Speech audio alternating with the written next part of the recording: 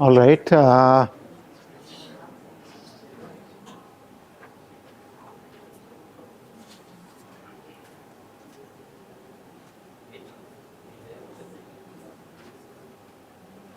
All right, so time to begin this special colloquium of the Maths department.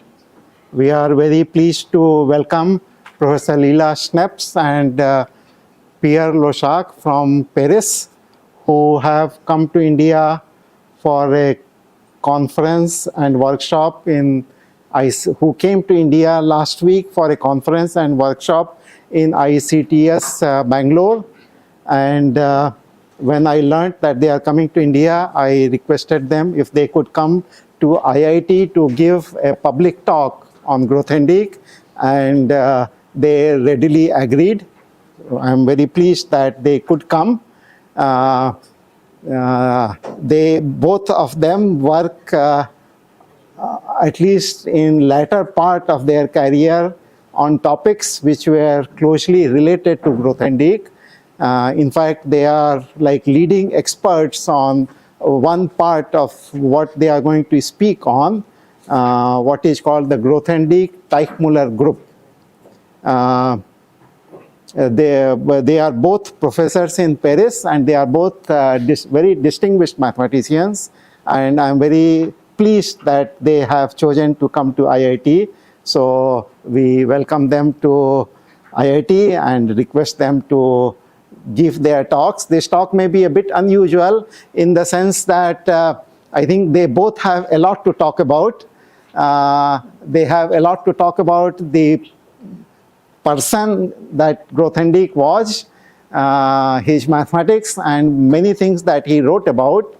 But you know, we have only 2 hours, and they will take turns to speak and to show you some of the images, etc. So I let them do as it is most convenient. So, Professor Leila. Yes, so I will begin. So I'm going to start by saying I'm so happy to be here. I'm very pleased with this invitation, which gave me an opportunity to visit Mumbai for the first time in my life. And I'm very, very interested and moved to be able to tell you this lecture, which is very unusual. We're going to make a very unusual lecture today. So I'm a mathematician, and normally I would give you a mathematical lecture with the formulas, and I would explain some mathematics. And what I want to do today is something completely different, because Alexander Grothendieck was such an unusual mathematician and such an extraordinary figure. So he was a great mathematical genius, but I think he is the living example of a man whose personality, formed by his life, by the events of his life, is closely related to the kind of mathematics he did. Nobody can explain mathematical genius. Nobody can explain why a Ramanujan is suddenly born. But within the fact that he was a mathematical genius, his approach, the way he did mathematics and the way he thought about it, to me, it's very closely related to the man that he was. And what we're going to do today, it's very unusual. We've never done this before. But we're going to give a talk which will be for 45 minutes, mainly a biography, so that you can have a feel for the background of him and what made him very special and what kind of a person he was and what he did in his life and the massive amounts of math that he did in his life, and also the massive and extraordinary amount of writings that were not mathematical that he made in his life. And in the second half, so that's about 45 minutes, and in the second part of the talk, Pierre will talk about his mathematics, but not in any technical way with formulas or explaining the actual theorems, but instead, Grothendieck, the reason Grothendieck was an extremely great, unusual mathematician was because of his approach. It's his approach that was just different. Sometimes people have said his approach was upside down, backwards. He didn't start with examples and then work out the generalities from there. He tried to have a completely different view and a different approach. And so in the second part of the talk, this is what will be explained. And both parts of this talk are aimed at not at mathematicians, but at anybody who cares about science and the way we do science, the way we think about science, and the way a person who does science is, what kind of a person this is. So Grothendieck is just an extraordinary example of a person whose life and whose approach to science are connected in ways that we can really understand. Not all scientists are like this. Some scientists are amazing and they have very boring lives. But Grothendieck had an incredibly strange, unusual, and interesting life. So it's like a story, which is what I'm going to tell you. And this is a wonderful invitation. I'm delighted to try this. It's kind of experimental, and I'm very grateful to Professor Prasad for being willing to host this experimental presentation. So before so basically in my 45 minutes, just going to look at the time to make sure. Okay. In my 45 minutes, I'm going to basically give you a biography, but stressing in this biography the influences on Grothendieck that made him mentally and psychologically what he was and into the mathematician that he was. And it's impossible to understand Grothendieck properly without understanding where he came from and who his parents were. And so I'm going to start a little bit by talking about his parents. The whole of the lecture is only pictures, and I will be telling you about them. And I also think that to see these pictures gives a rather powerful impression of, I'll show you the houses that he lived in, the manuscripts that he wrote, and it just gives a powerful and very living expression of the person that he was. Maybe before I start, I'll just add that we actually had the great and the very moving honor of meeting Grothendieck in 1995, 1996, and of having had a long correspondence with him. So we did actually know him personally and have a very close and very emotional relationship with him, by which we got to know him much more deeply than if it had just been by reading his work. So Grothendieck's father was a Russian, born in Russia, Russian Jewish, but not at all religious, and he was an anarchist. He was politically an anarchist, and he was a rebel, and he was very much against he was born in 1890, he was very much against the Tsar, and he participated in some kind of ridiculous plot to kill the Tsar, which failed, which got him into prison at the age of 17, and he spent a long time in prison. And while he was in prison, he tried to escape, and he was shot, and he lost an arm from that event. So I don't know if you can see in any of these pictures, this one, I guess you can see that he actually had only one arm. He was a tremendously charismatic personality. Everybody who met him, even he met an author who wrote a story about him depicting the way he was. Nobody who met him could ever forget him. He had a huge amount of personality. He was very powerful. He believed in his political vocation, like from the bottom of his heart. And somebody made a sculpture of him during the time when he was living in Paris. And so this is the sculpture. I think the sculpture shows the way people saw him as somebody incredibly strong-minded and single-minded and devoted to his task that he had given himself. And his son inherited many of these traits, this incredible single-mindedness, this pursuit of a difficult task with all of his strength. And also the rebellious nature that made him just not care about what the rules were, but just do what he felt he needed to do, no matter what anybody else was saying and doing. So he ended his life, he was in Berlin. He met Grothendieck's mother in Berlin. I'll show you about her after. He then left Berlin because it was the 1930s and because of Nazism and because he was Jewish. He went to Paris where he thought it would be safer. It was not safer. He went in the 30s. So first he was okay, and he went to participate in the Spanish War, and then he came back to Paris, and then things got bad in France, and he was put in a concentration camp, and then he was deported to Poland, and he died in the concentration camp of Auschwitz. This painting was made of him while he was in the French camp, where things were not as dire as in the Polish camp. And I think he's looking a little used and a little tired. He wasn't very old when he died. He was only 52. But he had a very, very difficult life. He never, ever, ever tried to make his life or anybody else's life easier in any way. And in fact, just to go back to this first picture, this was his job. Because he was a true anarchist, he absolutely refused to have a job with a salary. He would only take money directly from the people. And so he was a street photographer, which sometimes he was very poor and had nothing. And at other times, in the good season, he made a little more money. But he would refuse any other money except that which was given him voluntarily by the people. So now I'll tell you just a little bit about Grothendieck's mother. So she is the little girl here on the left. She was raised in a very bourgeois family, but she was also very much of a rebel. And not only was she a rebel, but her family took a huge hit during the First World War and became very poor. So she had an extremely difficult childhood. Her youngest childhood was very nice. But then, when she became a teenager, things went straight downhill. Her parents were very depressed. Her mother was very ill. Her father was very depressed because he became extremely poor, had nothing.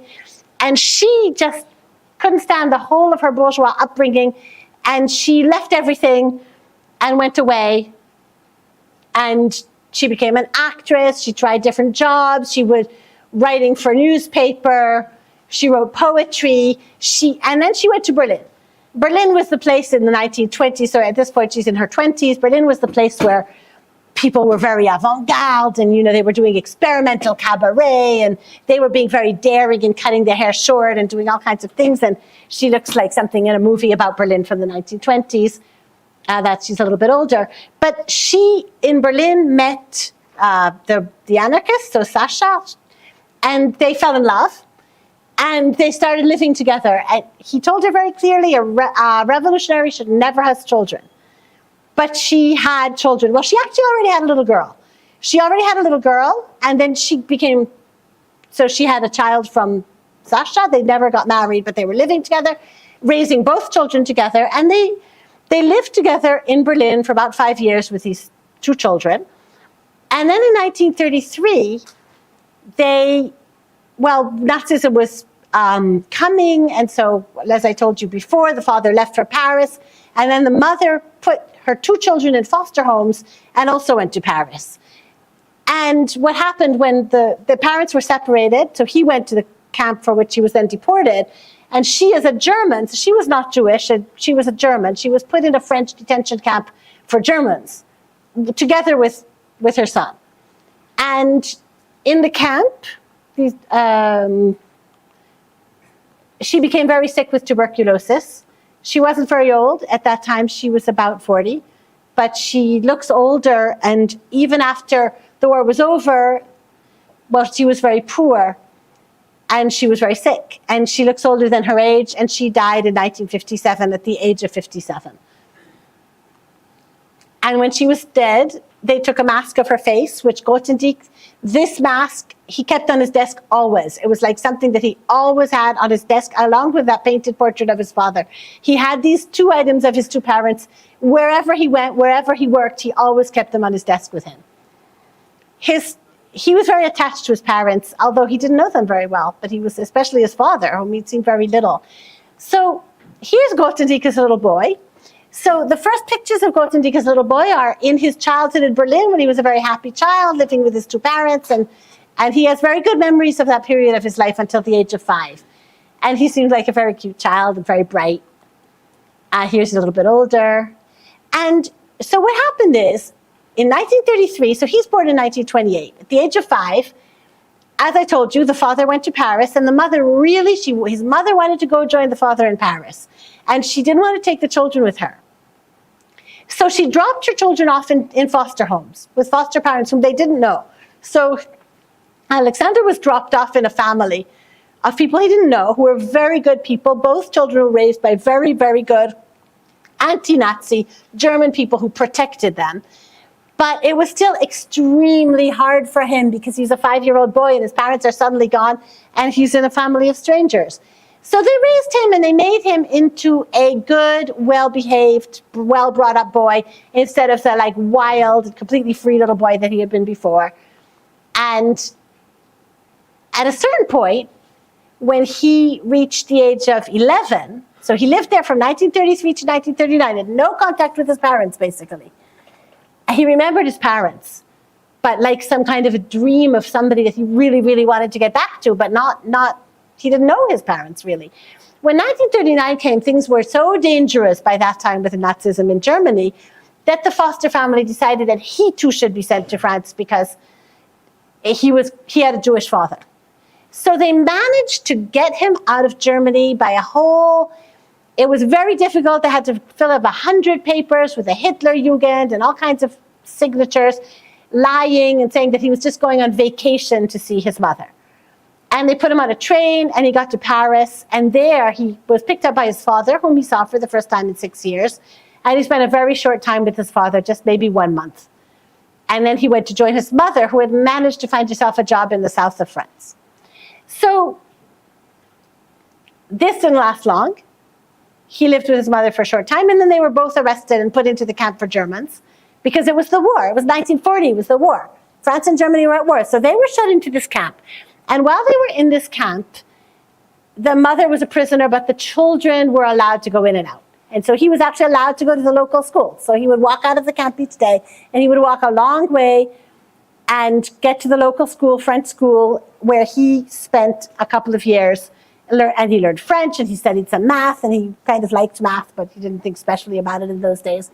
And after a couple of years like this, an association stepped in who was protecting refugees and the people in the camps and helping the people in the camps, and they were fighting to get children out of the camps. And they took him, his mother had to stay, but they took him out of the camp and they sent him to a children's home in a different town. This town is very famous in France. It's called Le Chambon-sur-Lignon. And in this town, the whole town was resisting the Nazis.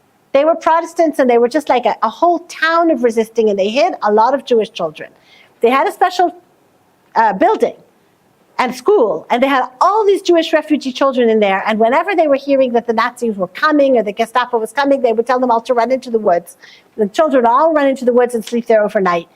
And the way Grothendieck describes this, and he says, we didn't even understand the danger we were in. It was just almost a game for us. We would run into the woods and camp out overnight and come back the next day. And anyway, this is Grothendieck at the time when he was now in high school. So this would be his first year of high school.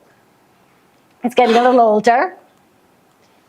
So at the end of the war, he did his 3 years of high school there. He did his baccalaureate, which is a school leaving exam there. And he wanted to go to the university. It was all very near Montpellier. He wanted to live near Montpellier, which is a town in the south of France. And his mother was finally released. So 1945, she's released from the camp. The association manages to put them together, and they have no money. They have like a tiny stipend for refugees. And basically, they're very poor. And so they find a house in a tiny, tiny village near the city of Montpellier. And they live on this tiny stipend. And during that period of time, he's going to university. He's in his first, second year of university, majoring in math. And he's working at the grape harvester. He's actually grape harvesting in this picture for the local winemaking. And to make money, he would do this just to make a little extra money because he had glasses, and glasses are expensive. So if he had to change his glasses or his shoes, he really needed the extra money. And he would take the grapes that were left over from the harvest, like at the end there's always some bunches and he would take them and then like make illegal wine and sell it just, door to door, just to get a little extra money to live on. And he was at that time, very familiar with the nature, with the fields and gardening and growing and stuff like that. He was an outdoor boy. He wasn't like sitting at his desk working all the time, but he was actually doing a lot of math. And the interesting thing is he found the courses at the university too easy. He was fine. He passed his exams. He failed one exam because he made calculation errors, but basically he was good. But what he was really doing was he was doing work of his own. And the work of his own that he was doing was he was annoyed that the definitions of length and volume in the textbooks, even in high school that he had, was not convincing. He didn't think Riemannian integration was good enough. He just didn't think the usual measures of length and volume were explained properly. And he wanted to figure out really, really like the right intrinsic definition, the definition that would measure anything, even a fractal. And of course, he didn't talk about fractals to himself. He just wanted the most generic definition. And he worked on this for a long time. And the amazing thing is that according to himself, he's the one who tells the story, he basically reinvented Lebesgue integration, which he had never heard of as an undergraduate. And he didn't know he had reinvented it. He thought it was new. And so when he finished his 3 years of university, they said to him, you're a very good student. You should go up to Paris now and start graduate school. And he said, yeah, that sounds great. I'm going to go up to Paris. We went up to Paris. Well, this is, I guess, in Nazi. He went up to Paris with his manuscript under his arm, and he showed it to like the big mathematicians in Paris at the time, who were Cartan, and mainly Cartan was like the leader of Parisian mathematics at the time, but Jean Leray, very important mathematicians who were theory building at that time on stuff that he knew absolutely nothing about. And he showed the manuscript and they said, oh, explain us what you did. And he explained and they said, this is all very well-known stuff. You have to start all over from the beginning. You have to do thesis on subjects that are not known already. And he struggled along in Paris for a year taking fancy courses. It was very hard for him. He never understood. He never had the definition of a group or a topology. But he struggled along the best he could. And at the end of the year, the first year, they said to him, you should go to the town of Nancy, which is a smaller town with less students. And there are really great professors there. And there are people in the Bourbaki group there. You should go there.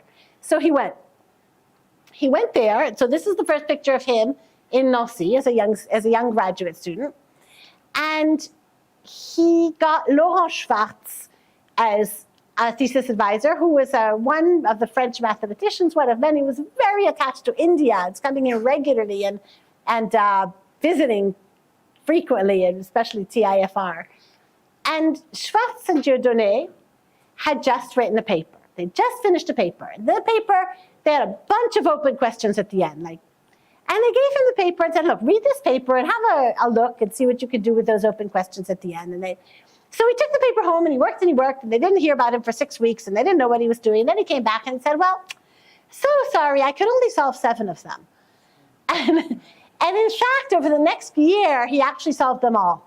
Some he solved for real, and others he just found a counterexample. The question was saying something that wasn't right. But basically, he solved all of them, and he published all of these as... There's a special journal in France, called Compte Rendu, where you can publish very short papers very quickly. And so he was publishing one after another of these Compte Rendu, and this is how he started out in math. And they were like, oh my gosh, this guy is very good.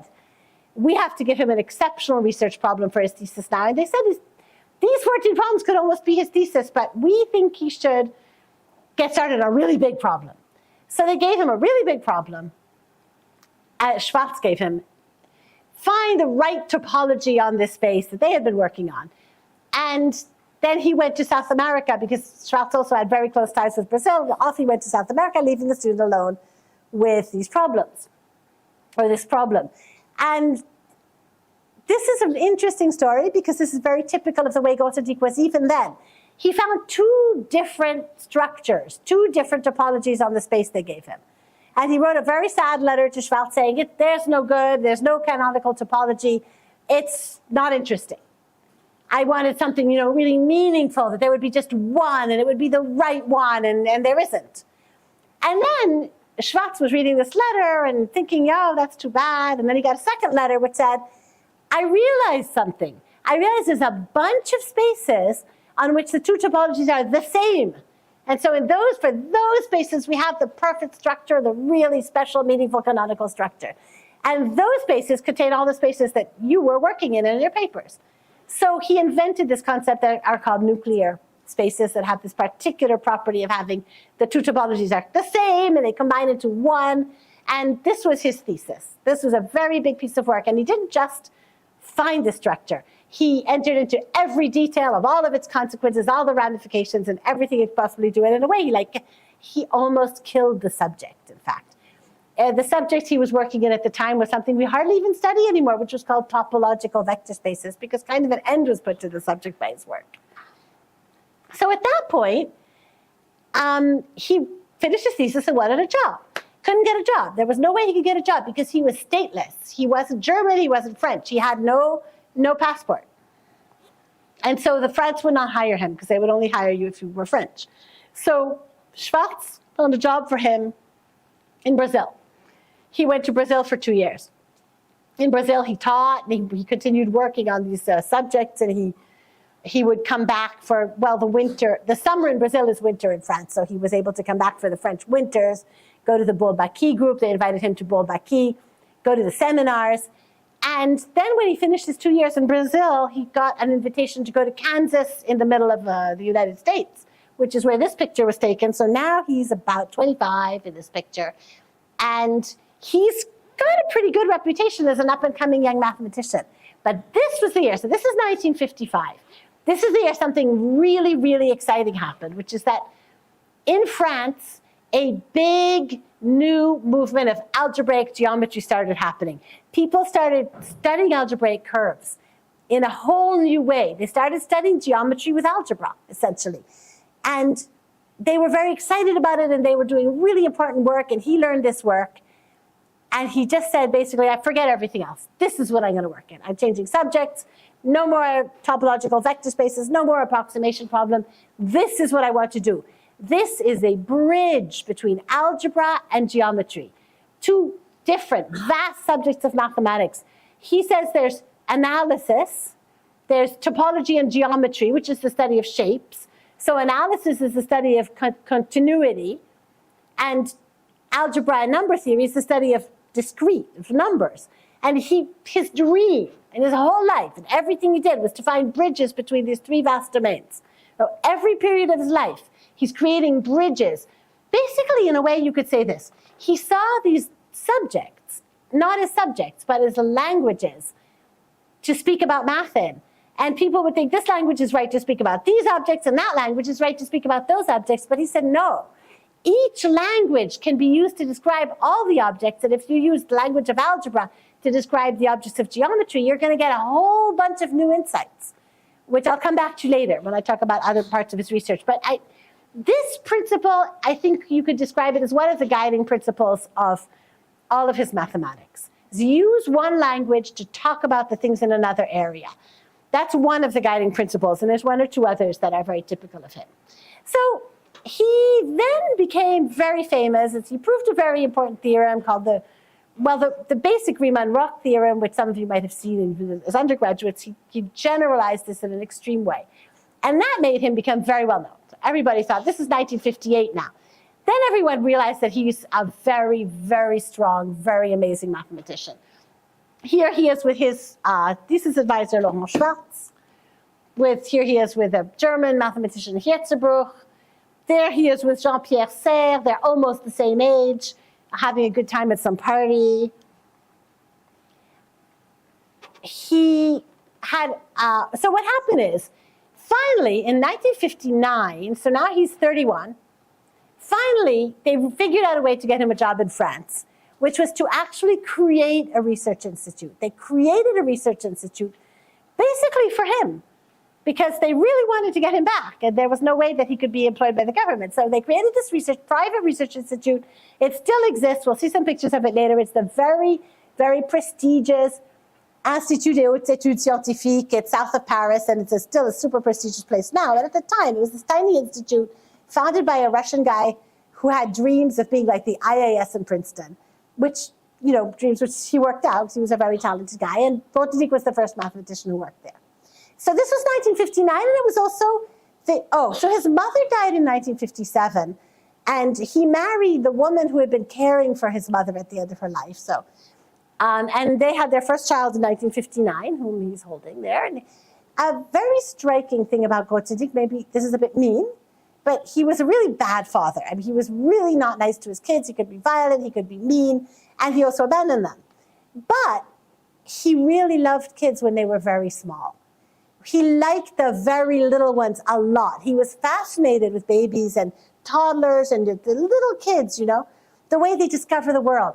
Basically, what he really liked, and he says this very often, is he liked children before they get an ego that starts thinking, what do I look like? How do people see me? When they're just completely in the phase where you just discover the world. He uses the image of a little tiny child playing on the beach. He uses it a lot. He says, the essence of creativity, the real meaning of creativity is what you see when a little tiny child is playing on the beach. And all they want to do is discover the water and discover the sand and make mud pies and feel it. They couldn't care less what they look like or what anybody thinks of them or anything. They just want to discover this thing. And he says exploration and discovery and creativity, it's all the exact same thing. There's no difference. Creativity is really just exploring the unknown and expressing what you find. That's exactly what it is. Doesn't matter whether you're an artist, a mathematician, or anything. There's a ton of stuff out there in the world that we don't really perceive. It's hard to perceive. We perceive only if we concentrate hard and we really get into it. We forget ourselves completely. We just forget ourselves and just enter into that thing and listen to it, feel it, use our senses, probe with the brain. And that is where creativity is. And he said all little children are fundamentally creative. He really liked little children. But as soon as they got a bit older, he was a very unkind father, and his kids don't have a great memory of their childhood. But I think this has a lot to do with the fact that he was abandoned as a child at age 5. Something happened for which up till the age of 5 or so, he really liked children, and then afterwards he had a negative relation with them. I don't want to be an amateur psychologist here, but he himself had no relation with his parents after the age of 5, and so maybe there's some connection. Anyway, he certainly liked little babies. So this is him with his oldest son and his little girl who was born in 1959. Oops. Right. Yeah, he seems to be enjoying himself with the little ones. So this is what happened is when they first created the Institute for him in 1959, there was no building. He had to have a room that they borrowed somewhere else. And this lasted for a couple of years. But in 1961, the Russian man who had founded this, his name was Mochan, who founded the Institute, succeeded in collecting enough money to buy a little building in a field in a little forest way outside of Paris that you can see here, that became the super famous Institute, IHES, that all visitors mathematical visitors to France visit nowadays. It hasn't changed at all. This is a picture of the way it looks now. It's really just the same. They haven't changed it. There's another building that's much bigger next to it. This is basically the library lecture room. And he became a professor there, and they actually hired 4 professors. There was another mathematician, eventually hired, not right away, but which was René Thom, who's a famous Fields medalist also. And then there were 2 physicists. So there were 4 people there, but he was really the king of that place. He started giving his seminar, teaching his seminar. His famous seminar that was called the Seminar of Algebraic Geometry.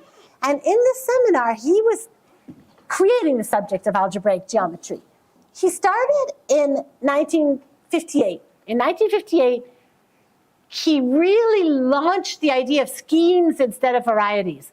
Okay, so I told you one of the guiding ideas of his research. Now I'm going to tell you another of the guiding ideas of his research. First, I'll show you these pictures of him teaching. So he always taught, that's the little glass house that we just saw. He's teaching inside that room. That's the seminar room. And he always had this faithful group of listeners who were some of his peers, like Jean-Pierre Serre and other mathematicians, and then his many graduate students. He had about 12 graduate students, many of whom would come to these seminars and take notes and then write them up, and another one of him teaching. So in the 1960s, he put out these 2 books. These, not books, series, these 2 series of books. So there are many volumes of this. This is called Elements of Algebraic Geometry. So this talks about the theory of schemes. So here's where I wanted to tell you another of the guiding lines of his approach to math. This is where, so earlier I mentioned that sometimes people would say something like, he did math backwards or upside down, because everybody else is going to start from an example, like even the Eilenberg-MacLean book, a very important, really a seminal book. They were looking at categories of modules, and then they started developing all kinds of properties of these categories. And Grothendieck would come along and say, why are you looking at categories of modules? Why not just categories? Who cares what they're of? Look at the axioms, look at the important features, and then when you've done that and you've set up all the important properties of these categories, then you look at all the categories of real objects that are that kind, but you can treat them all at the same time. And they may, each one may have some extra properties, but they all share these properties. Find out what is common. It's like what people would call today maybe the axiomatic method. Find out what's common to a bunch of situations and set that all up and prove as many theorems as you can using just the axioms, and then you can apply it for free to all the situations where you have this kind of object. So, for instance, people were studying algebraic varieties in the classical way. Algebraic varieties, and they would look at, the points would be in connection with maximal ideals of a ring of variables, and it would be a specific way of studying them. And people were looking at all these quotient ring of variables, mods and polynomials, and he came along and said, you're looking at maximal ideals and prime ideals of these rings. Why don't you just look at the ideals of all rings and call that a variety? And everybody's like, no, you can't. That's not a variety. A variety is, a solution of some polynomial equations. It's a shape. It's a curve or a surface. But you're making something that doesn't have any shape. So he couldn't call them a variety. So he wasn't allowed to call it a variety. So he called it a scheme, which is a very nice name because it is a scheme. It's like a plan. It's like the plan of what a variety is. And it's like a variety is a special case of a scheme for certain nice, really good rings. But there are some rings that are terrible that have all kinds of bad properties, like being like zero divisors and weird elements. And he said, it doesn't matter, just the same. You do the same thing. You create an object which is like a variety, but not a variety. It's more general. And let's prove everything we can about these schemes. And then everything will apply to varieties, but to lots more objects as well. And so this is the other really typical element of his approach.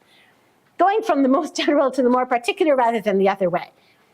And so these books, the elements of algebraic geometry, are the theory of schemes.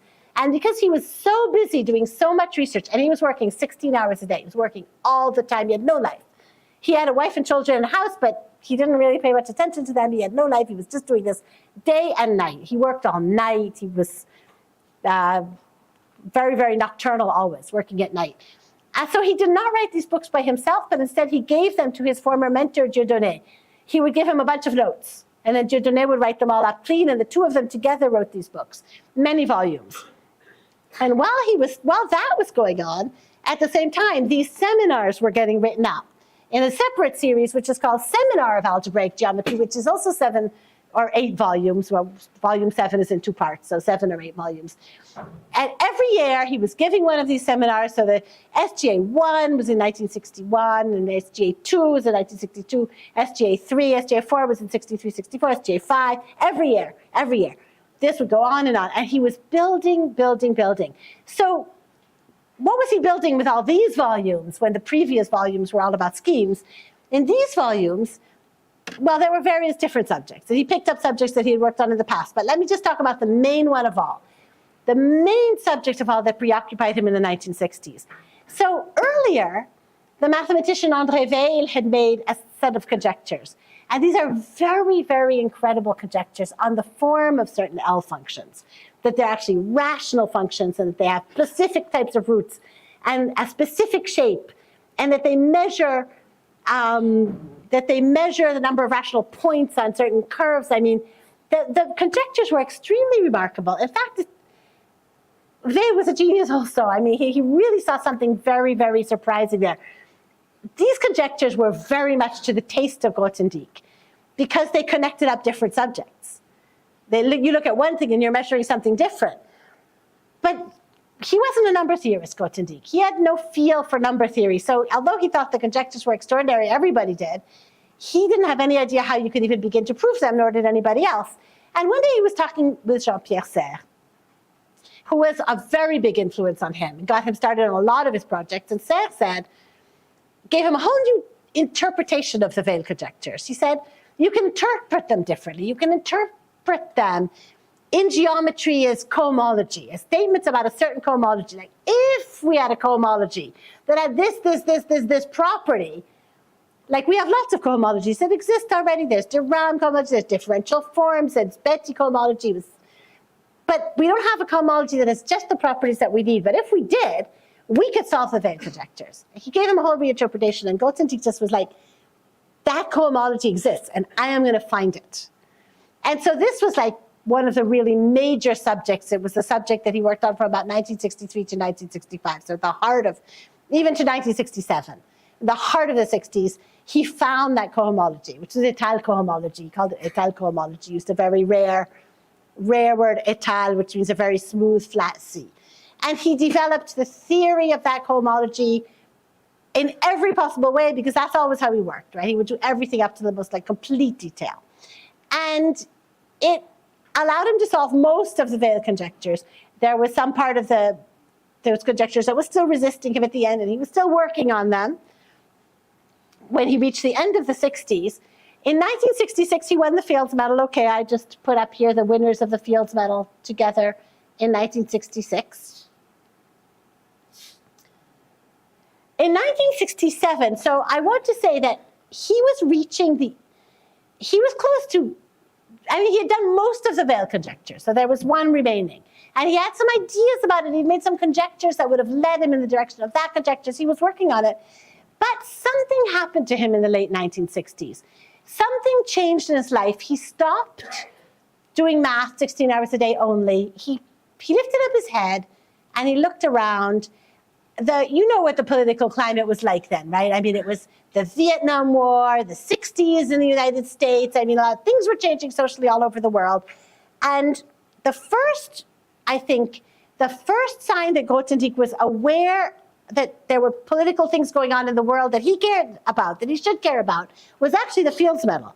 In 1966, he won the Fields Medal, and it was given in Moscow, and he refused to go because he had heard that there were at the time, just as there still are today, there were political prisoners who were being treated in a terrible way, and especially there were mathematicians who, I mean, especially, all prisoners.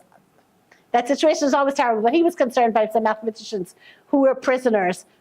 And you know, mathematicians, when they were prisoners in Russia, they would be put in psychiatric asylums. It was really, really a terrible situation. And he heard about this from Schwarz, who was very engaged politically. The opposite of Grothendieck. I mean, Schwarz he had a finger in every political pie. And he heard about this from Schwarz. He was really upset. He said, I am not going to Moscow to get my Fields Medal. I'm just not going to go. And he didn't go. And instead, the director of his institute went and did the ceremonious thing of receiving the medal. And then, from that point on, he kind of woke up to what was going on in the world. And he got very upset by the Vietnam War, as most everybody did, except that he actually picked up and went to Vietnam. And he said, I'm just going to go help these people. And so he went to Hanoi, where the university was hiding in the brush. I mean, the whole university had moved to a secret location far from where bombs were falling and things. And he was teaching them math, and in there you can see that he's in a very makeshift building. He was teaching them math. And he actually gave them his Fields Medal, so they could melt it down for gold and help the war effort against the United States. So his Fields Medal is gone. In 1968, he came here, of course. And there he is at a table with some major Indian mathematicians, and this is a wonderful picture where he's at TIFR with, this is Borel sitting next to him, and he has bare feet, you'll notice. He really, really always went around with bare feet. As a child, and he was in school, and at worst he would wear sandals. Like he went once to Canada, to Montreal to visit a mathematician there. And it was snowing, and there was this huge amount of snow, and he just had socks and his sandals, and the car got stuck. I come from Boston. I know what this is like when your car won't start in the snow and you have to get out, and you have to brush all the snow off it, and then you have to get people in the street to come help you push.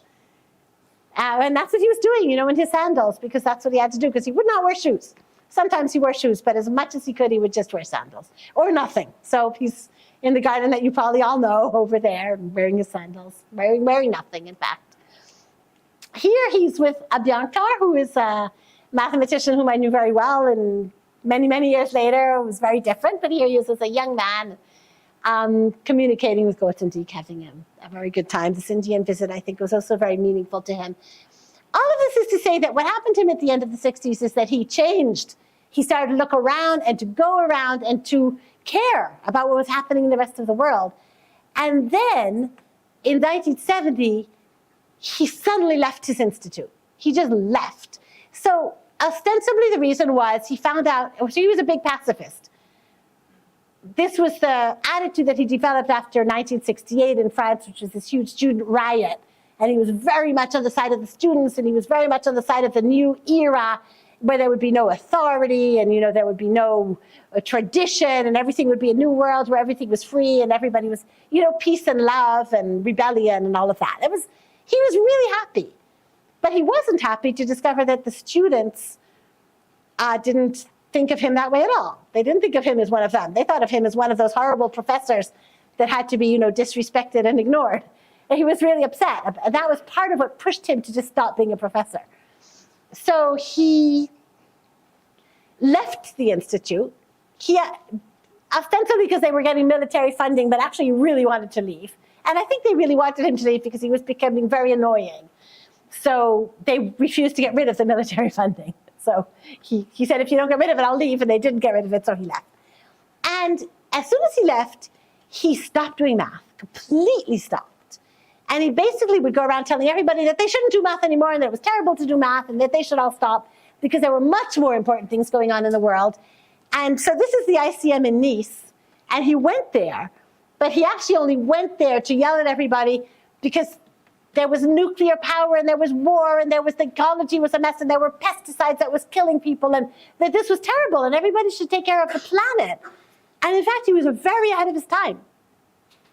So as a mathematician, of course, mathematicians, they think, oh my God, he was a genius mathematician. He had a fantastic job in a wonderful institute, and he left it all to go and do some nonsense that nobody was listening to him. But when he died, which was 2014, we mathematicians discovered that there's a whole world of ecologists out there who said, oh my God, the great Grothendieck is dead. The wonderful guy who used to do some stupid math stuff, we don't know what that was, but then he began to do the really important thing of ecology, and he did so much for the ecological movement in France. And we discovered like that he had this whole parallel life of people who thought he was a genius, but in this other thing, where we had thought that he hadn't done much of anything. But because what happened was he kept coming and haranguing mathematicians, or he'd come into a room like this with a seminar, and he would, I don't know, let off balloons and tell everybody that they should stop doing math, and then everybody thought it was really annoying. So that's why we thought he wasn't having any effect. But it turned out that out in the real world, he was having a huge effect, and he created a movement that he then left in 1973, but that went on and became a really very, very big movement of ecology in France. So this is where he lived in his last years at the ITS. He had a very proper little house, very nice, with his family, his kids, lots of people came there. And during this period in the early 1970s, and that this is the same house, he began to make friends with people from a completely different milieu, like nobody he would have ever met when he was a mathematician. People who were working for ecology, and you can see on the right there is a Buddhist monk. So he met a whole sect, a particular sect of Buddhist monks led by the famous Fuji Guruji, Japanese, who are extremely involved in the world. They're not at all a sect who stay and pray. They're a sect who are involved in the world in terms of peace and pacifism, in fact, who became quite close to him. And so he started just meeting people and doing completely different things, and he couldn't care less about math, and he just didn't think about math at all. So you can see what happened here. And he started a newsletter he founded this group, the group that's called Survive and Live. It's an ecological newsletter and a group of people. And they put out this newspaper all the time, and the newspaper had one guy who drew funny drawings.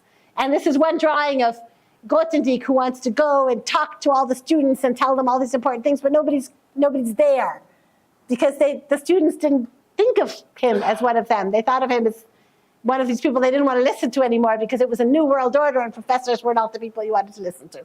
So that's Grothendieck there with shaved head and nobody's listening.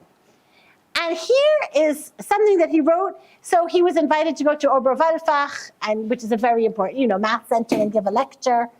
And he did go, and he gave his lecture on his own math, but then he drew all these pictures over it, basically saying, you see, this is only 1971, but basically he's saying, these are devils that are making us do math, and if we listen to them, basically, we're going the wrong way. We're going the wrong way, and we're just letting the planet go to its destruction while we're just taking care of math, which we shouldn't even be caring about. So during the 1970s, these are just some pictures of him as he's getting a little older, he moved to the south. Suddenly, he just left Paris. He left the Paris region. He moved to the south. He lived in this little village. During these years, he lived in this house, which he loved, in this little village, and he was extremely happy. He discovered something he called meditation, which is just not really any form of recognized meditation, but he would think about himself a lot, try to understand the truth about himself, the truth about his life, the truth about his parents. So here is a picture of him actually studying and reading his parents' letters that he only decided to read at the age of 60, 50, something like that, 78. The age of 50, at the age of 50. He decided to discover who his parents really were and to study himself, to study that, to become closer to the earth, to work on his vegetable garden. Then he moved to this house, and the reason he moved, so this is the house he lived in. It I visited it recently. We visited it recently. It looks like this now. It's not that much of a wreck. It's actually a really nice house.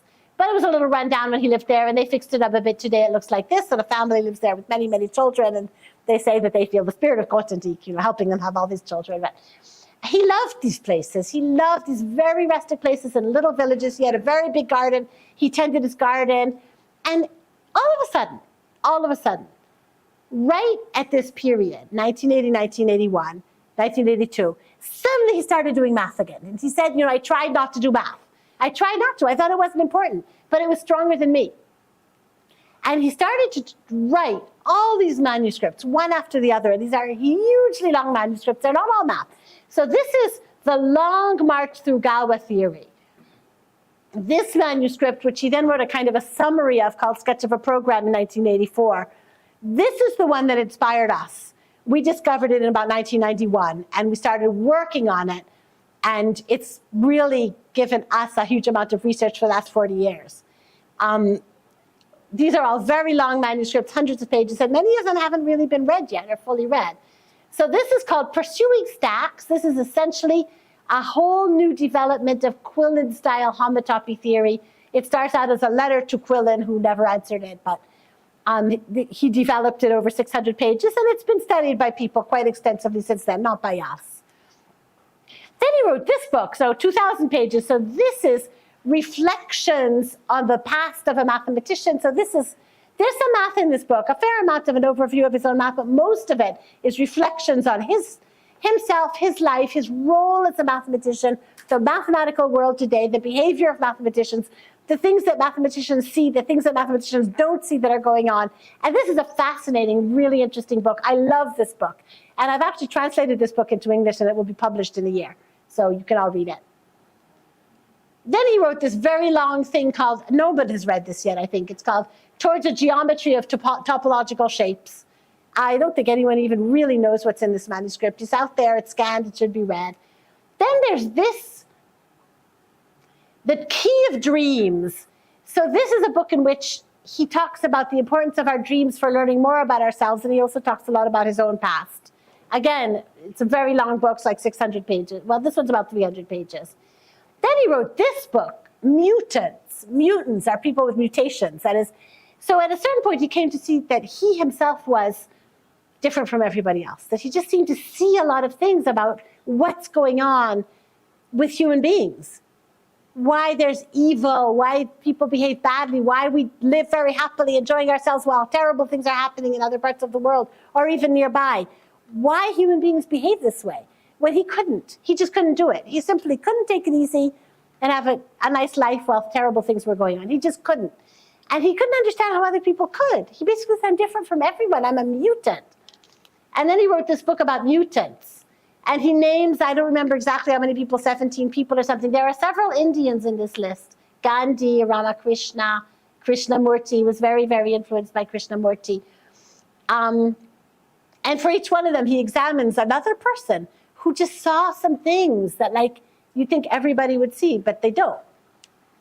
Then this is a very, very large, very long mathematical manuscript called Dérivateur. At a certain point, he thought derived categories which he had invented, are not enough. This is something more powerful. It's something to produce derived categories, to produce the theory of motives.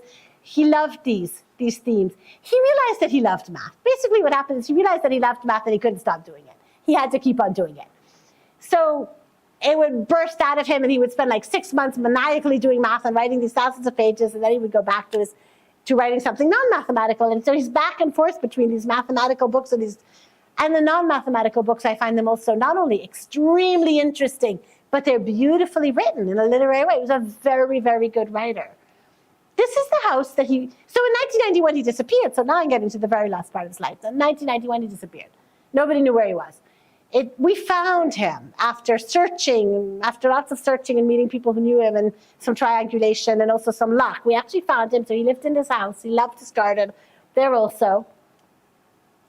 Someone else found him, I'm not sure how, some German, and this is the Heidelberg Laureate Forum. They wanted a picture of every mathematician, and for some reason they managed to find him. I don't know how they did it, but they asked him for a picture, and he must have been in a good mood that day. He was like, yeah, take a picture. So there he is. Oops, that's what he looked like in those days. This is a note that he wrote in 2010. He kind of came alive in 2010, realized that people were republishing his work without even asking him, and publishing his papers and things like that, and he got very upset about that. And he wrote this note publicly saying that nobody should publish any more of his work. He kind of wanted to erase himself, which didn't work very well. For a while, people stopped because it was upsetting because he was there, and so people stopped doing it for a bit. But I mean, you can't erase yourself when you're Grothendieck, right? We visited his house. He was writing and writing and writing. Each of these folders is like filled with tons and tons of manuscript pages that he was writing and writing and writing. So I'm just showing a few. Everything was handwritten. He just quit typing after a certain point, and everything was handwritten. So he wrote this huge book called Psyche and Structure. This is addressed to the divine within you. I'm not sure who he's writing to, but he wants each person to find something divine within themselves. This is a history of creation. It's a kind of an extremely mythical story about the origin of conflict, which I think the origin of conflict was really like one of the things that completely obsessed him. I could just give you a whole talk about nothing but that, but I have to get to the end here. Here, I don't know if you can read anything, but he talks about some things that I think are very Indian.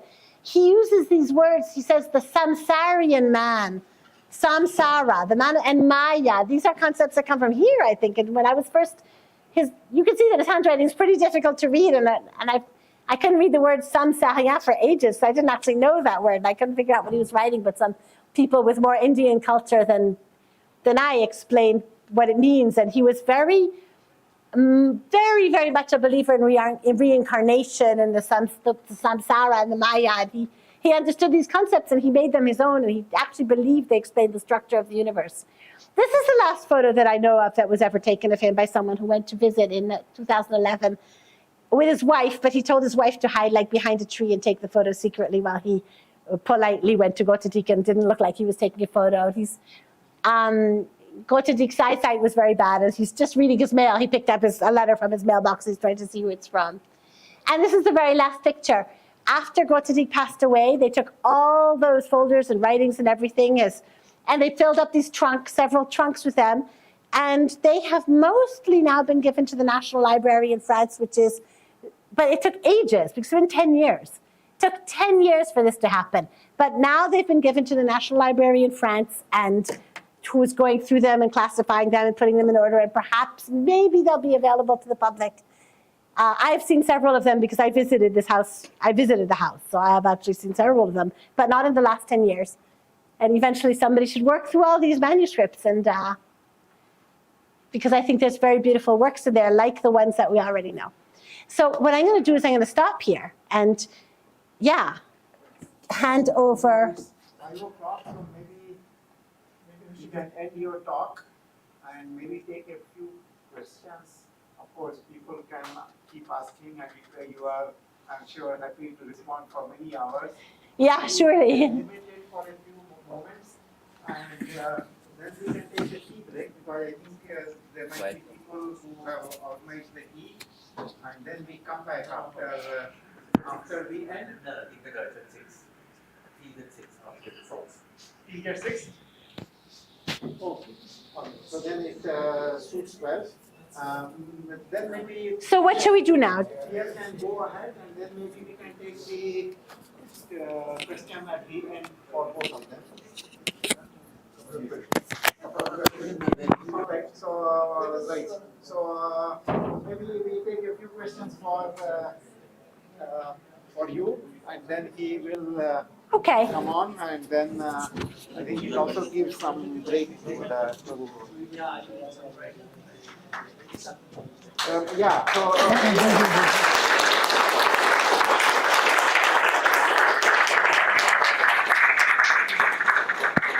we take some questions and then take a break for 5-10 minutes, and then we will continue. So many people want to go out, and you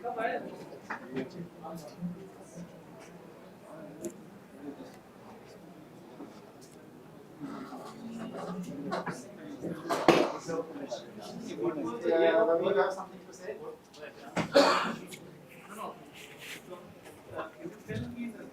Grothendieck's work here? 1928. March 28th, is that right? March 20. In March 1928. Yeah. One thing people say, Serge Lang went around saying this, that one reason that Grothendieck perhaps quit mathematics was that he couldn't get to the final part of the way conjectures. I've heard Jean-Pierre Serre say this. Lots of people say this. I so don't believe it. Grothendieck himself says that is nonsense. Okay. And you know, Grothendieck, there's something he says, and I think this is very worth for everybody. He says, most people will make a conjecture and they'll care that their conjecture should be right, and they won't make it until they've really worked a lot, and then it's like a matter of pride that their conjecture is right. He says, I'm not like that. And when I make a conjecture, I don't care whether it's right or wrong. I want you to go and explore it. That's all. And whatever you find is going to be the truth, right? So Grothendieck says when you are thinking about math and trying to prove your thing and you realize you've made a huge mistake, that is the moment where you should exult, where you should be really happy because you learned something. And when he would give his student a problem to solve, he was like, here, prove this statement. And the student would be stuck and be stuck and be stuck. And finally, they would look at it together to see what's going wrong. They'd realize the statement was wrong. You have to adjust the statement. It was like, but this is what I wanted you to do. I wanted you to adjust the statement. I didn't want you to.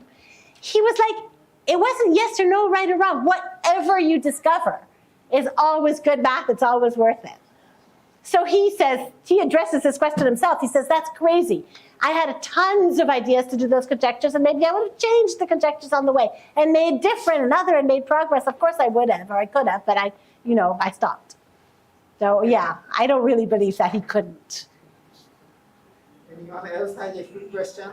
Then we will take a short break and come back in 10 minutes. So 91, when he quit mathematics, was there a reason? Any defining moment or something? Yeah, there was a defining moment. I don't think we could call it a reason. I think the reasons had been building up in the last 3 years. That he realized that he was doing math when, there was a whole world out there. But the clincher was this question of military funding at his institute. And, I meant like. oh yeah, he didn't quit math in 1991. He left everything. He wanted to be alone.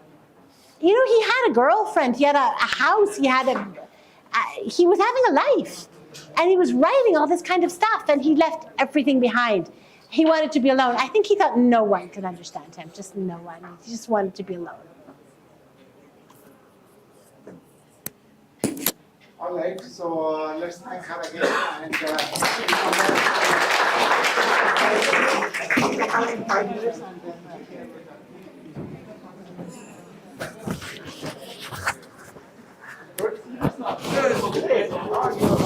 course. Yeah. That's another. Very quick. Sorry? Let's just be very quick. Oh, it's okay. This? So break it and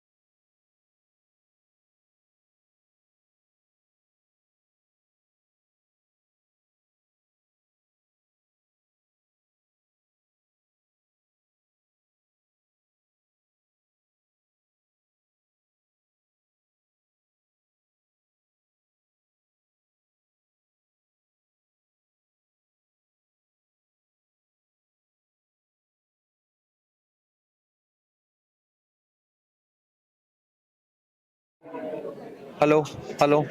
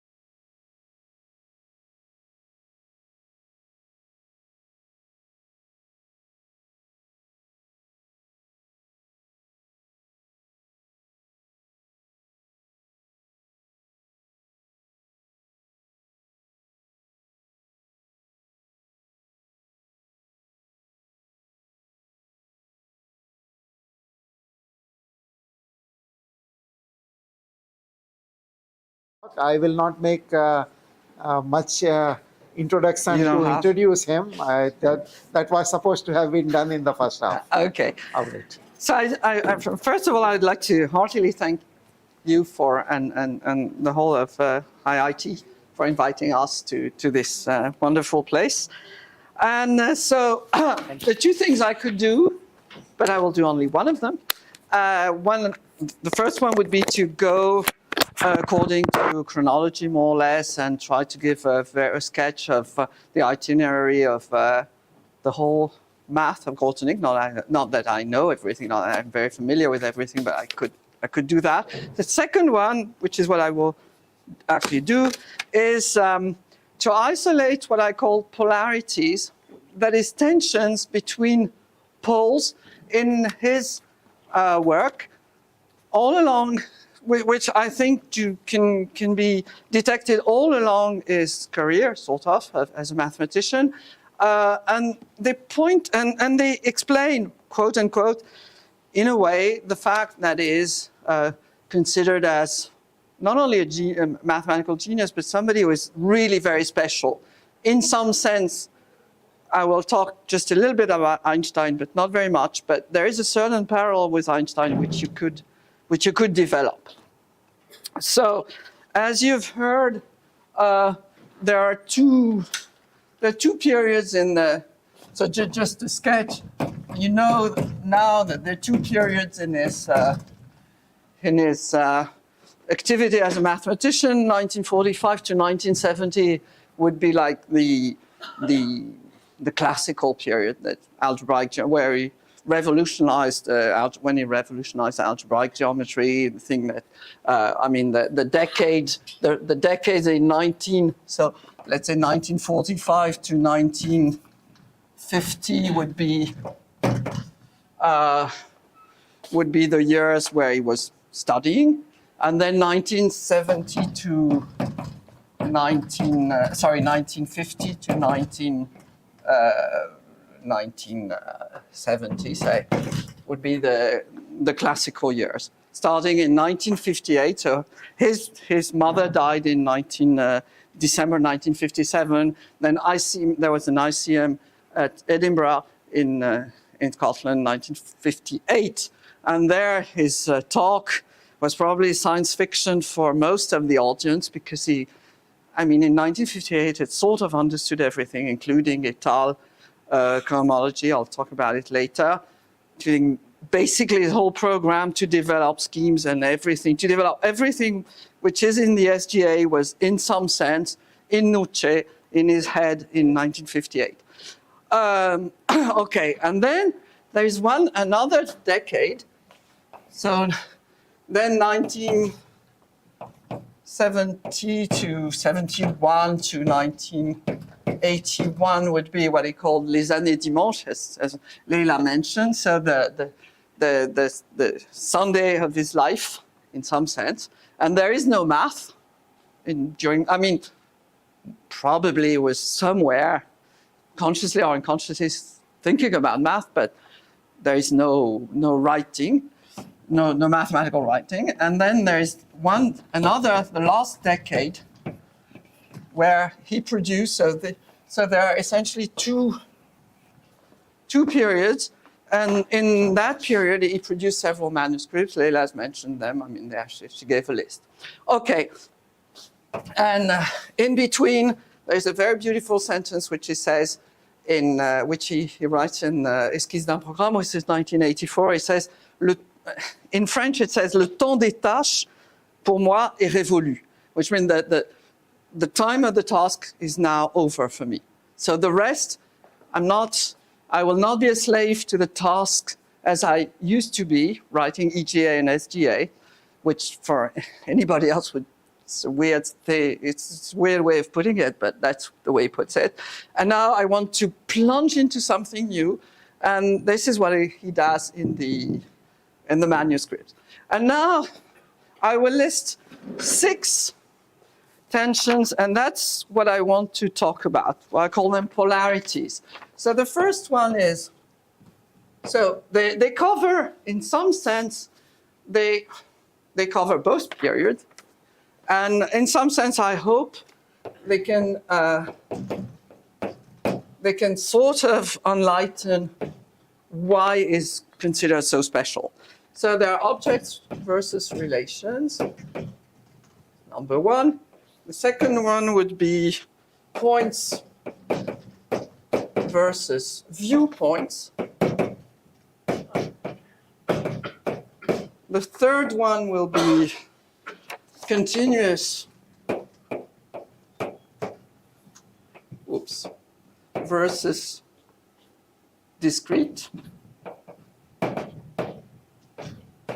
Fourth will be linear versus nonlinear.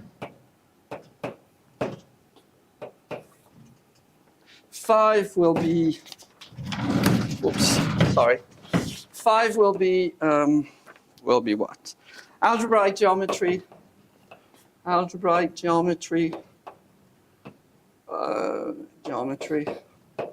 versus algebraic topology. And the 6th and last one will be geometry versus logic.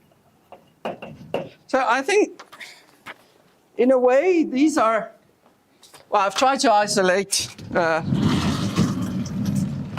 let's say 6. Again, I call them polarity. There are 2 poles.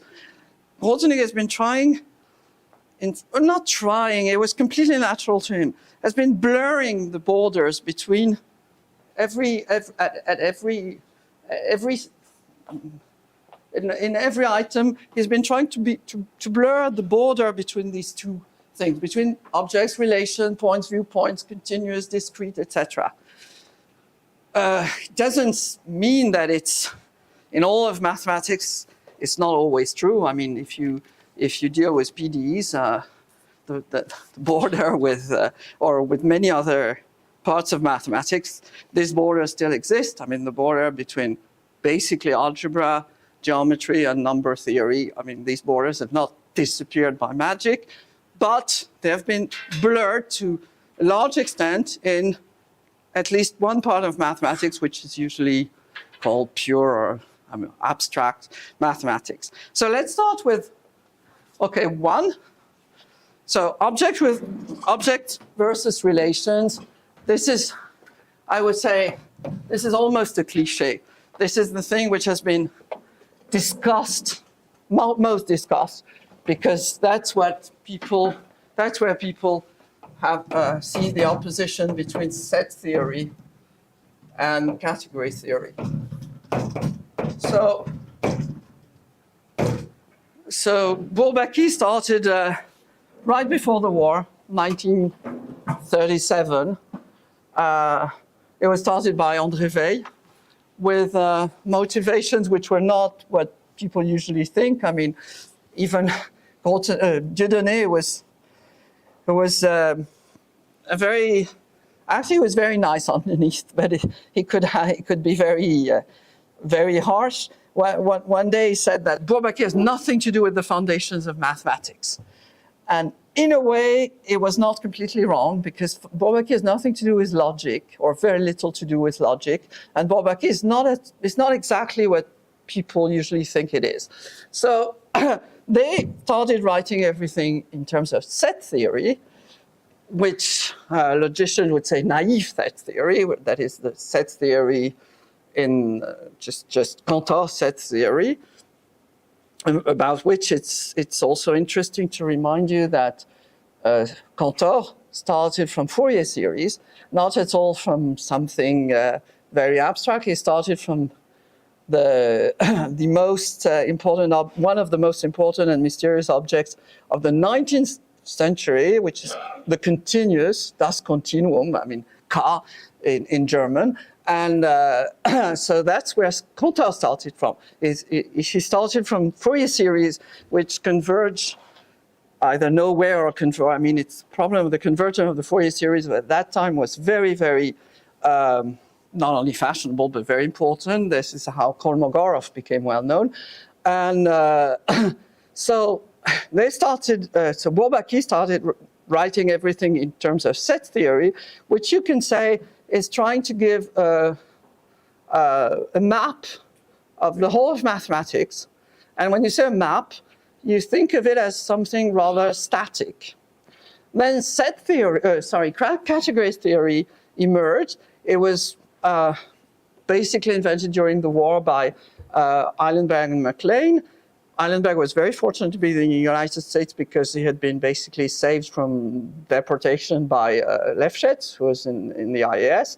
And Eilenberg and MacLean started in a very concrete way. They simply wanted to simplify and make more natural the group cohomology, which was being invented or had been invented not long ago. And so they started this way. Eilenberg became a member of Bourbaki. I mean, it's not French, but there were non-French, there were a few foreigners in Bourbaki, among which Eilenberg, whom everybody called Sami. And but Eilenberg said, okay, we should rewrite everything in terms of category theory, but okay, people were a bit either lazy or it was too much. I mean, there was so much to do that Bourbaki, there was a difficult decision. They decided to go on writing in terms of set theory and not to really use functors, adjoint functors, etc. I mean, not use them at all. So the long and the short is that Grothendieck had a viewpoint on the world of mathematics, which was naturally category theoretical. I wouldn't say that he had to force himself or to. That was obvious to him. Everything was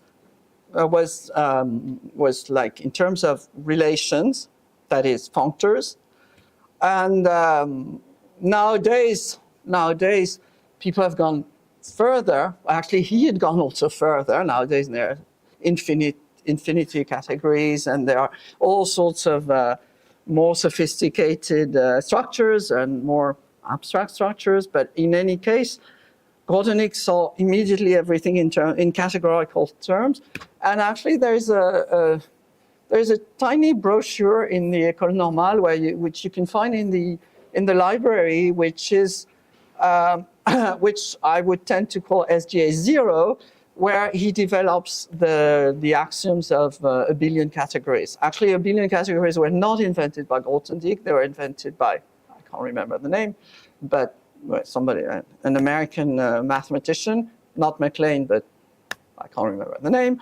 But in any case, the first seminar by Grothendieck was about a billion categories, and there are still 5 or 6 lectures, lectures there, which are recorded in a volume which has never been published. Okay, so it is true that in some sense, Grothendieck would see the world in terms of category rather than set theory, so he would immediately go for relations, and relations is a way to transport structures. Relation meaning functors is a way to transport structures. And if you want to characterize Grothendieck's genius, you would say it has the genius of transporting things from one, Leila actually mentioned it, from transporting things from one area to another. Like, for instance, the Lefschetz-Straits formula, he transported from topology to algebraic geometry, or many other things. So he had this genius of just seeing the structure, seeing the relation, and transporting it from one place to another. Okay, so this is what has been, has been discussed and noted by many people, and of course it's right. So you go from the static map of that set theory provides, and that was developed in a way by Bourbaki. Of course, it's a caricature, but it's not altogether wrong, to something which is more dynamic, so dynamic of relation, which would be the way that Grothendieck usually proceeded, so let's say. Okay, so the next item is points versus viewpoints. I think I put it this way because points have been points, that is atoms, that is something in space that you cannot divide, for 25 centuries. I mean, since Euclid, basically. And suddenly, points became something different. They became a viewpoint. Now here, the thing which is maybe to be underlined is that Grothendieck was very much connected with the zeitgeist, with the how do you say it in English? what was in the air? What was sort of fashionable, and that what everybody was thinking about. And so this point of view, which is a point of view, was very much illustrated by quantum mechanics, first and foremost, but also behaviorism in psychology and other. It was in the air that what you would okay. The best thing to illustrate it is to show you how you invent Grothendieck's topologies. I think Grothendieck topologies is maybe the most characteristic discovery of Grothendieck, or well, let's call it a discovery of Grothendieck. And in some sense, he says sometimes that nobody stooped low enough, as Leila mentioned. And for instance, an affine scheme is just the spectrum of a ring, any ring. And how do you invent Grothendieck topologies which give a new meaning of the adverb locally? What does locally mean? Okay, if you want to understand what a point is, a point locally means the neighborhood of a point. Okay, neighborhood of a point, it refers to classical topology, and topology was axiomatized in I think the 30s by Hausdorff essentially, and it rests on very few axioms, and it's which are very surprisingly simple. You have to know what a sigma algebra is, which is just quite simply what are the axioms for the opens. I mean, you have a space X, and then you have this what in English you call the sigma algebra of the open subsets. Let's say open subsets of X, and the axioms are very simple. I mean, basically, a finite intersection of opens is open, and any union of opens is open, and the whole of X is open. That's it. And okay, you cover X by opens. I mean, it's surprisingly simple. Now, what can you do now? It's so simple that, well, it seems there is not much to do. But yes, there is. And this is how you invent Grothendieck topologies. And I think this is really the most characteristic thing that Grothendieck was doing. So an open is just a subset of X, and the open sets satisfy some axioms which are they're axioms of topology, classical topology, and they're quite simple.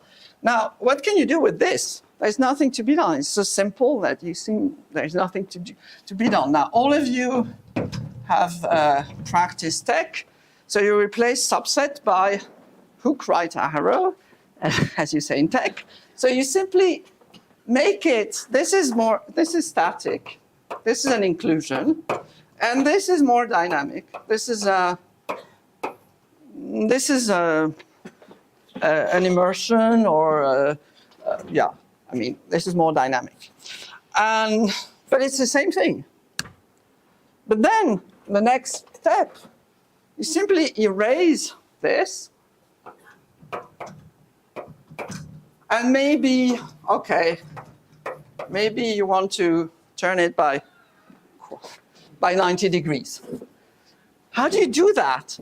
I mean, you do that by doing nothing. You simply say that here you have how do you call it? An inclusion. So here is an inclusion. Here is not an immersion, there's something simpler, an embedding, say. Okay. Well, and here there is not really any map, but these are any, okay, étale, flat, faithfully flat, whatever. Étale is simply flat and unramified, but for what we're doing, it's just unramified. And if you're a topologist, unramified, I mean, pretend we forget about flat. By the way, flat is very important, but it was invented by Jean-Pierre Serre, and most of the time, Jean-Pierre Serre plays a very important role in what I mean, he's always behind the scene, giving sort of hints that one could do this and that. So, but étale is here, well, it's flat and unramified, but forget about flat, which is a bit complicated. And unramified is, if you're a topologist, it's just a cover, I mean, a covering. Okay, so, but the fact is, what you do is you simply have a map from, which is not necessarily now an embedding, which is any okay, Grothendieck, of course, he had an incredible mind, and he could list like, I don't know, 20 kinds of maps, or which you can, which gives as many topologies. So you have étale topology, faithfully flat topology, whatever topology you like. But what is this? This is a viewpoint on X. You have a map, you have a U, and you have a viewpoint on X. Well, now let me call forget about U, I mean, call it Y. And then a point is really a morphism of some sort, okay? From a space Y, I call it Y because most people call it Y rather than U. I mean, here in this context, you call it U.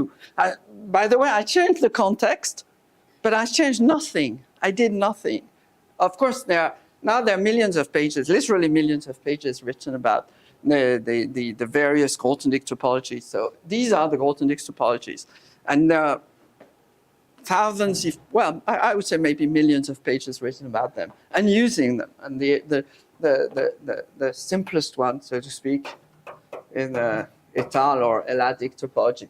But here you have, here your point will be a viewpoint. So a viewpoint means how does Y look at X? So you take all the morphism from Y to X. And now you branch to another typical Grothendieck thing, because then you branch to what is called Yoneda's lemma, which says that X is entirely described by all this way of doing. And then if you want it, you don't want X, then you branch to what is called representable functor. That is, well, anyway, then you, by doing absolutely nothing, you go from the good old classical topology to Grothendieck's topologies to Yoneda, representable functors, blah, blah, blah. I mean, blah, blah, blah. I don't mean, it's not derogatory, yeah? It's representable functors. And then you go to this, which says that you like to look at objects as a family of things above a certain base, which is here X. And then you have the famous motto, everything is relative, which is not Einstein, which is Grothendieck. And it doesn't mean the same thing at all. So the parallel with Einstein is not here, but it's also a Grothendieck motto that everything should be relative. That is, there is always a base space. Okay, we're only on page 3. So continuous versus discrete would be too long. So maybe I'm not going to talk as much about the other 4, because here, then you branch to topos theory, you branch to many things. I think Grothendieck topology is maybe the most characteristic I dare not say invention, discovery, or whatever of Grothendieck. He changed, maybe I'll say something about Einstein at this point. It changed the very meaning of the word locally, which means it changed what space is for us. And I think in the 20th century, there were only 2 people who did that. One is Einstein, and the other one is Grothendieck. And there are parallels between the two, which I'm not going to develop. The first parallel being that Grothendieck reworked, worked by himself a large part of Lebesgue theory, just as much as Einstein started by rediscovering Gibbs theory in statistical physics in the years 1903, 1904. So the first parallel. And the second, and what is really striking is that both of them revolutionized our way of looking at space, but in a completely different ways. Because you can't say that general relativity and what I've been explaining, they don't fit together. And we're not trying to say that this is the same revolution, but these are 2 revolutions in the 20th century, plus, of course, quantum mechanics, which Einstein contributed to, in spite of a little bit of Einstein bashing you can see on nowadays. Actually, there is a big contribution of Einstein to quantum theory, but there are 3 things. Say Einstein, say, general relativity, quantum theory, and Grothendieck topology. And there are three ways of seeing space in a completely different ways. I mean, it's not the classical, say, Euclidean way, which actually persisted for almost 25 centuries. I mean, maybe for you, 25 centuries not that long, but in a way, it is a bit long for mathematics. Okay, continuous versus discrete. There are an enormous amount of things to say. Actually, I can't really refer myself to a book I wrote, which is very long, but which is in French. So for those of you who read French, I wrote a long book where this is a very important item, much beyond Grothendieck. So continuous versus discrete. If you focus only on the Veil conjectures, which is very strict. I mean, you can say things which are much, much wider. But as far as the Veil conjectures are concerned, and also topology is concerned, the thing was to invent what is called a Veil cohomology. So you needed to know what sheaves are. You needed to know, I mean, you needed some adjustment. And if you know what sheaves are, and if you know what a Grothendieck topology is, you can also invent topos on the way. And the thing is, let's say, what do I want to say? Oh, yeah, that when you've done all that, then you can have a Lefschetz trace formula for Étale topology, and the Lefschetz trace formula for Étale topology will enable you to prove the Veil conjectures, which have the part of the Veil conjecture which have nothing to do with modular forms.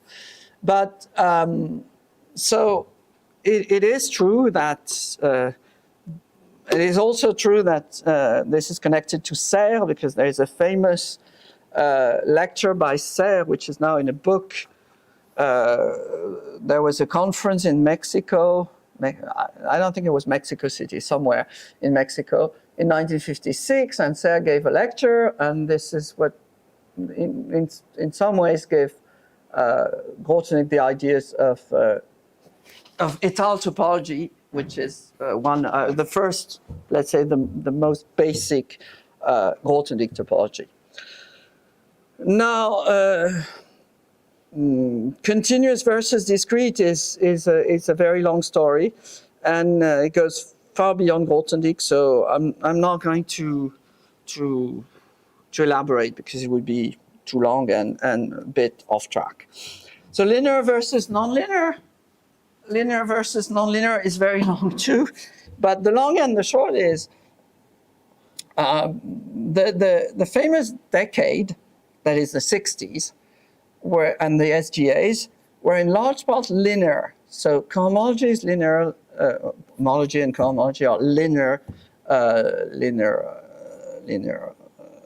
theories, but Grothendieck started with nonlinear stuff. Namely, he gave some lectures at the Cartan seminar in the late 50s about Teichmuller theory, about moduli spaces of curves.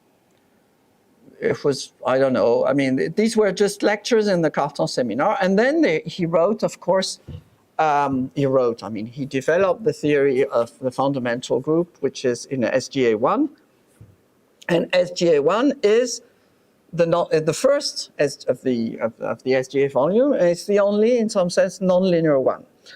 So I'm not going to go into that, because that's exactly Grothendieck-Teichmuller theory, Abelian geometry, and so on and so forth. So that's post-1970 Grothendieck is very much centered around these two things. And it's interesting that he remembered, in some sense, SGA1 and the old, very old lectures in the Cartan seminar when, after 1970, that is quarter of a century later. So when he says the tasks for me are over, he means now I've done enough of these enormous linear theories. So what is linear? the 20th century in some sense is a linear century in the sense that it started with quantum mechanics, which is a linear theory, and a lot of quibbling about whether it's complete or not, but the problem being that I don't believe it, because why should microphysics be entirely linear? And quantum theory is a linear theory, and actually for those of you, and I know there's many and very talented who study group representations, in some sense, physicists, the most successful attempt to develop a theory of elementary particles is still about taking group representation of groups, the first one being the Lorentz group. And so, again, it's linear, and when we try to venture into a nonlinear world like string theory, it does not always work the way we'd like it to work. So there's quantum mechanics and particle physics, which is for a large part linear, and shouldn't be in a way, but we don't know. I mean, we don't know how to do better. There are motives. Grothendieck's motives is the utmost attempt to linearize geometry. That is, you have to say that a variety is given in some sense by all the cohomology theories, and they are compatible. The compatible cohomology theories, which are called realizations of a given motive, and this is again, since we're talking about cohomology theories, this is again a linear approach to geometry. Now, what Grothendieck did in the period, well, I erased it, in the last decade, which was 1981, 1991, in his attempt to, when he said that tasks for him were over, the time of task was over, is to actually plunge into forays into the nonlinear world. So he tried to develop homotopy theory versus homotopy versus homology. So he gave, and of course nowadays it's very sophisticated. You have infinite category theory. You have deformation of. You have homotopical operands. You have all sorts of things, and that's when he started, or not always. I don't mean to say that what people have done since the pursuing stacks, for instance, is really remarkable. But so in some sense, you certainly go further than pursuing stacks and les dérivateurs and yeah. But still, it's certainly an attempt to explore the nonlinear world. Now, what we've been talking about at ICTS, which is Grothendieck-Teichmüller theory, is also part of that nonlinear world, because it started with the very simple observation that the fundamental group, which is pi 1, okay? It was invented by Poincaré at the turn of the 20th century, around the very first years of the 20th century. So it started with the observation that this pi 1 is the only classical invariant in algebraic topology, which is not a priori abelian, since you know that the higher homotopy groups are abelian, and homology and cohomology are quote-unquote abelian. They're linear. So what was I talking about? Yeah. Well, let's say we're almost done. In the sense that, so there remains two polarities. So one is between 5 is between algebraic geometry and algebraic topology. Grothendieck was certainly not a number theorist. It was not in the Indian tradition. He knew very little about number theory. Whenever he had to know to get an information about number theory, he would ask Serre. Vail was a little older, and they were not on very good terms. So he would ask Serre. And so it was not, but what Michel Reynaud unfortunately died not very long ago, and somewhat prematurely told me once that in his eyes, and I think it's a deep thing to say, Grothendieck was less a genius in algebraic geometry than in algebraic topology. Why say it this way? Of course, okay, there are all sorts of caveats, and it's not literally true, and you can say it's even wrong, but there's some truth to it.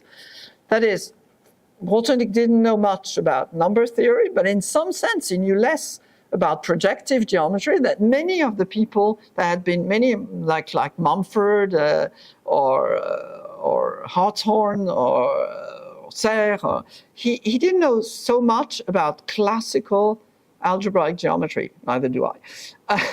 But he had an incredible genius again about transporting things from one place to another, which is in good Greek, it's called a metaphor. So he had an incredible genius for metaphor. And this is, in some sense, the seed of algebraic topology, because algebraic topology is the thing which makes you perceive algebra a topological situation. So when you see how, for instance, the theory of motives has evolved after the demise of Grothendieck, nowadays they have actually used a lot of algebraic topology. So algebraic topology is getting more and more abstract, with spectra, with all sorts of complicated or abstract notions which have little to do with the very beginning. And I think in some sense it's true that Grothendieck had this incredible genius of seeing the structure, of seeing that you can have a hole in a surface, even if the surface is defined over a finite field, which means there is no hole because that doesn't mean anything. But Betti was trying, and Betti and Durham and all these people, they're trying to count holes in real surfaces, but then came Weil, and Weil had what he called the Rosetta Stone, where you have three languages which are say, number fields, which is arithmetic, complex numbers, which is geometry, complex geometry or topology, and you have what he called Galois fields, which we would call simply finite fields, which you can assign to algebra if you want. So you have this Rosetta Stone, and Grothendieck would, and now the Rosetta Stone has been amplified many folds, but Grothendieck had this genius of wandering very easily from one language to another, translate very easily from one language to another. For instance, translate the Lefschetz trace formula for ordinary holes, topology, for ordinary cohomology into the Lefschetz formula for étale cohomology, which basically enables you to prove a large part of the Weil conjectures. So yes, in some sense, I would say that Grothendieck's genius is in more on the side of algebraic topology. And finally, geometry versus logic. This is, well, Leila told them, maybe I don't know how much she told of the story in 1970 at the ICM. So at the ICM, there were lectures in Nice, in France, in 1970. Grothendieck behaved very badly. I'm not sure he went to any lectures. He was on the street. He had a table. He had all sorts of flyers against the Vietnam War, against everything. And Cartier had to convince him to put the table on the pavement because the police was not happy because originally it was on the road, etc., etc. But there was also a lecture by someone who was a brilliant logician, namely William Lawvere, Bell Lawvere, who was inventing topoi, but what is now called an elementary topos. Elementary, not referring to the fact that it's elementary, and elementary topoi are more general than Grothendieck topoi. So a Grothendieck topos was characterized by a theorem of Giraud, Jean Giraud, who gave a characterization of a Grothendieck topos among elementary topoi. Lavier gave a very brilliant and very short, 6 page long. I think we should all be reminded of that. It's 6 page long. It's brilliant. It introduces a lot of mathematics or logic, whereas nowadays you can find very, very long papers which are not necessarily, which sometimes a bit too long, with very, very long reference lists, whereas in Lavier had a reference list of basically 2 items. One was Grothendieck, and the other one was Mao Zedong. Because, typical of this day, of this time, because Mao Zedong, I don't know, of course he quoted Mao Zedong in English, not in Chinese, but Mao Zedong wrote something about contradictions that have to be solved, and Lavier was very happy, so he referred this paper to Mao Zedong. But to return to the matter, Lavier's paper is amazing in the sense that he translates many notions, sheaves and topoi, etc., in logic, and also he generalizes it in a way. And first, I don't know whether Grothendieck listened to Lavier at all. I have no idea whether Grothendieck even read Lavier but he was certainly not very interested in logic, Grothendieck. There is a famous long preliminary in SGA4 where Grothendieck invented universes. Universes are, mathematicians are not very preoccupied with large cardinals, but sometimes you write a paper and it can slid away and there are too many cardinals and it's too big, and then you say, okay, let's U be a Grothendieck's universe. In some sense, all this replaces Russell theory of types, and for the better for mathematicians. That's all Grothendieck did, and it was not very interested.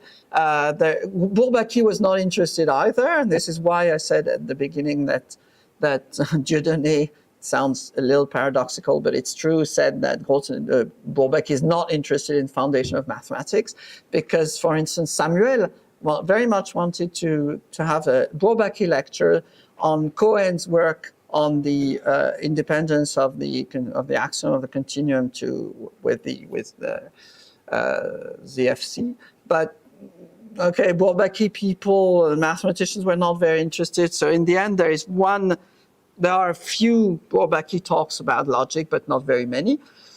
And so again, Grothendieck was not very interested in logic, but there is an ongoing war, it's very typical of the French-English relationship. So there is geometry on the French side of the Channel, logic on the English side that has lasted since, the 14th century, roughly, Occam and others. And nowadays you have 2 schools. One is about topoi in a very formal, logical way on the English side, and they don't even, sometimes some people don't even utter the word, the name Grothendieck, because Lavier in some sense is more general, blah, blah, blah.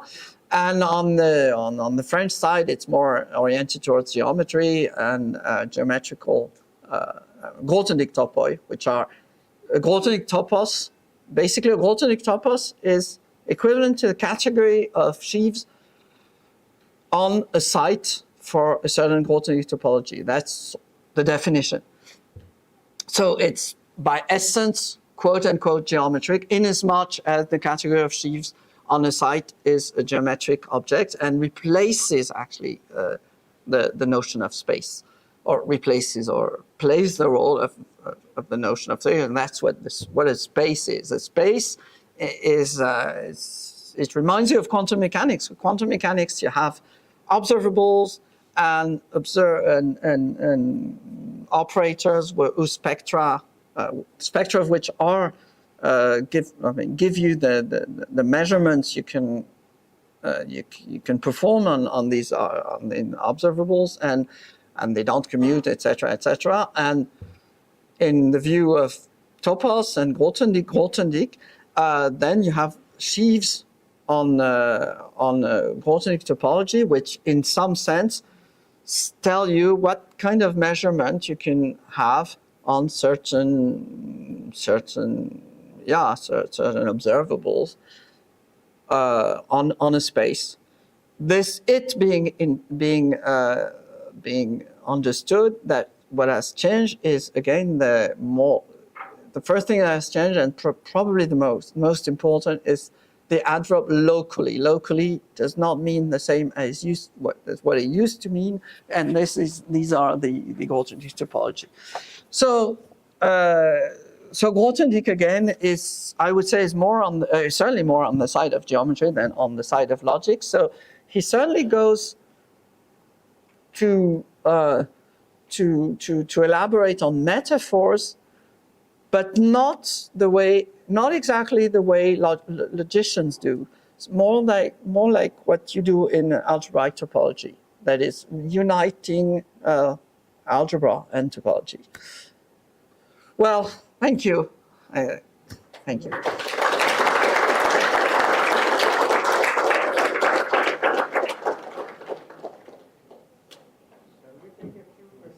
Maybe it's maybe more than 6, and maybe 18. If there are some questions, no. So No questions. Let's not take them. Anyway, they are here for tea, and people can meet them personally. So let's thank both the speakers.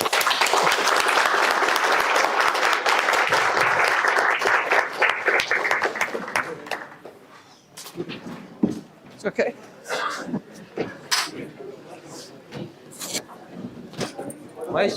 Mahesh बंद करूं क्या?